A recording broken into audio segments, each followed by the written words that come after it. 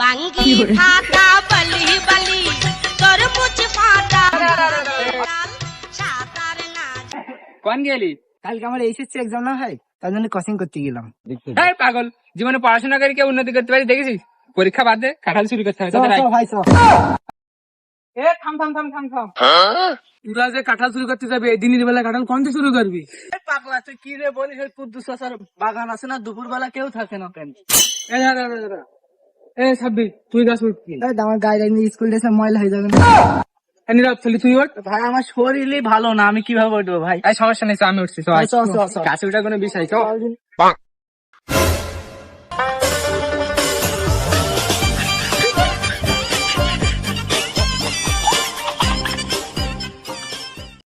বড়টা পারলাম। হ্যাঁ ভাই, পার ওটাই পার।